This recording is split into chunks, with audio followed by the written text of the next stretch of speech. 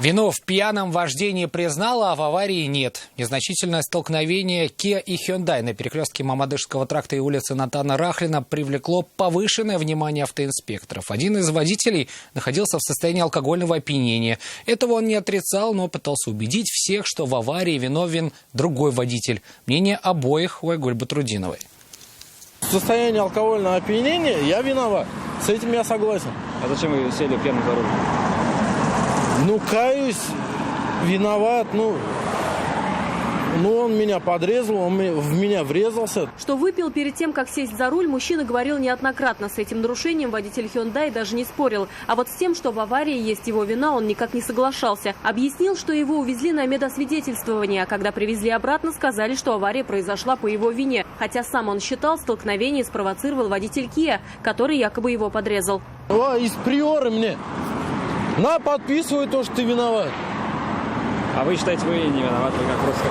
Извините меня, я вот как ехал в левом ряду, я так и ехал. Нет, я понимаю то, что я не прав, то, что я сел пьяным за руль. Это же не значит то, что я должен быть во всем виноват. Я же, может, Гитлер на меня повесит тогда, раз уж так пошло. Водитель Kia, второй участник аварии, высказал несколько иную версию произошедшего. Ехал по крайней левой полосе, сзади догоняет машина с моргающими фарами и сигналит.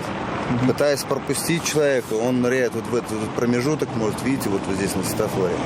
И получается, видя уже по ребрику, пытается выехать на основную дорогу и ударяет меня в бок, в принципе, все на это. После оформления аварии Hyundai погрузили на эвакуатор. Мужчина еще долго не был согласен с таким положением дела и был готов пойти на крайние меры. Что будете делать дальше? Я не знаю, в милицию звонить, пускай разбираются. До этого, то есть, ни разу не садились пьяным? Было. То есть уже второй раз попадаете пьяным? Да. Почему так? Вы же знаете, что за это будет. Уголовная ответственность, может, за это будет. Не пугает вас? Пугает, но у нас просто гаишники плохо работают. Мужчина уже в третий раз попадается пьяным за рулем. В этот раз он уже в больнице отказался проходить медосвидетельствование. Но от ответственности это его не избавит. Айгуль Батрудинова, Айрат Назипов, Наиль Абдуллин, вызов 112.